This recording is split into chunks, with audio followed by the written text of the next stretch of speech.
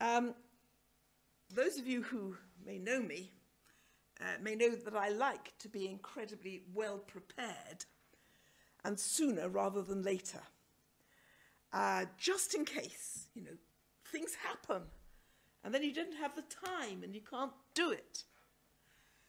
A little while ago, our youngest son, Jeremy, who now has a toddler and a baby, suddenly discovered that there he was preparing a class 3 weeks in advance.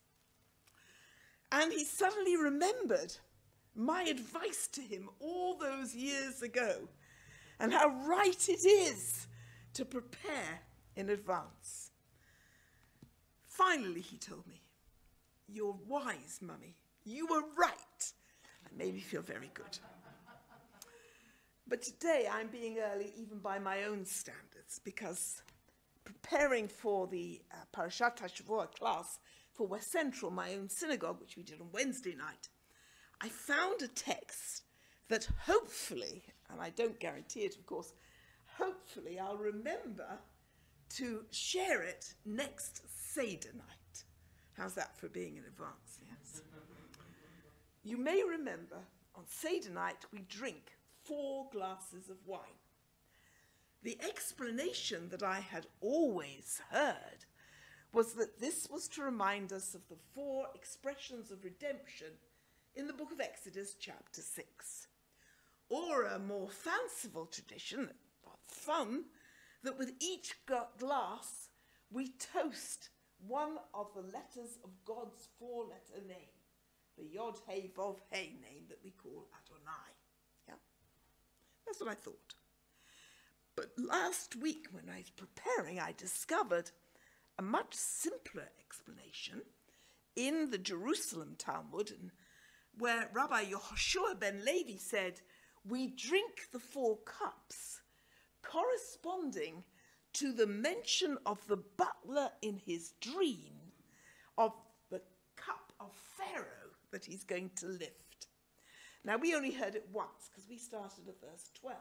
If we'd started at verse 11, you'd have got the 4. So I'm going to read the little bit of verse 11 and 12 and 13. And you can count if you like. And Pharaoh's cup was in my hand. So I took the grapes and pressed them into Pharaoh's cup. And I gave the cup into Pharaoh's hand. You see, lots of cups, yes?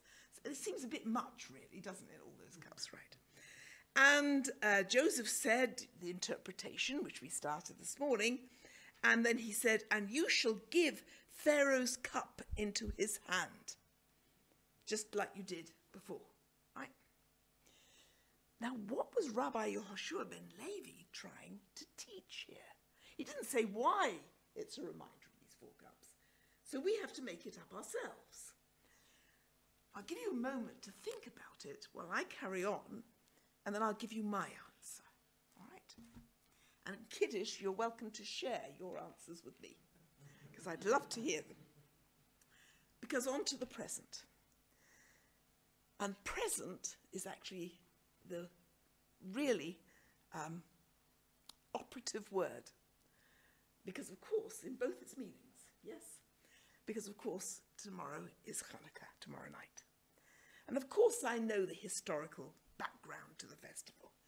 Though the victory of the Maccabees is somewhat tarnished for me and for Jewish tradition, because they became very corrupt, completely violent, killing each other off with great rapidity, and even worse, when they really had got themselves in a terrible mess, they invited the Romans to come in and sort it all out.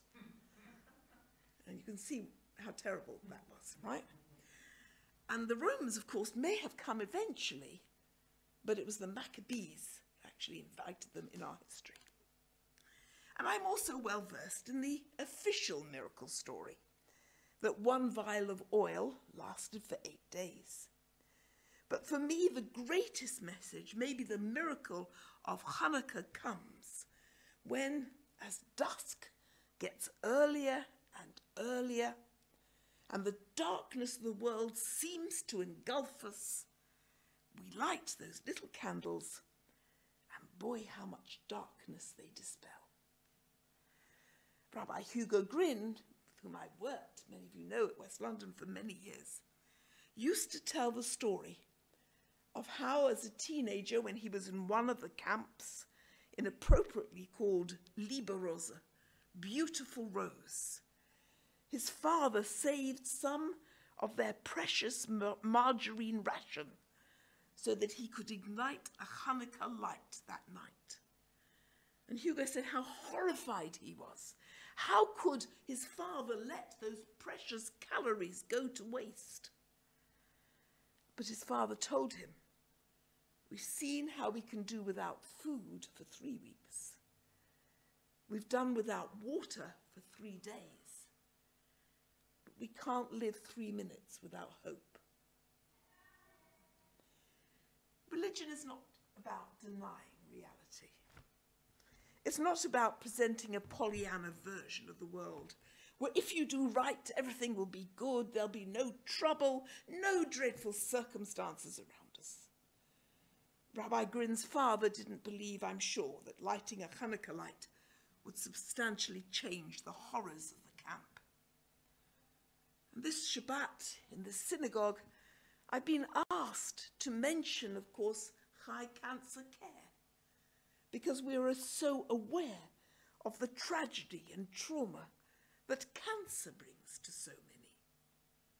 Religion can't just wish such things away, not even pray it away, or wave a magic wand and all will be well. But religion is about giving us some of the tools to try and cope with our very dark and threatening world, where there are seemingly no big redemptive acts and no clear wondrous miracles. It's about dreaming, I think, for me, about how a small, insignificant cup may present a way back to something that resembles normality, though it looks like that may be further off than we hoped now. And remembering that when other oppressors are at our throats, it's about us not only seeing how a tiny candle can dispel so much darkness, but it's about us having the duty to light candles, tiny candles maybe what we think are only tiny actions, but they're important because they can bring some goodness to the world. We can't ask for big miracles, but we can train ourselves to see the smaller acts of wonder and goodness in this world, and also train ourselves to be the tiny candles, sources of light in what can be a very dark place sometimes.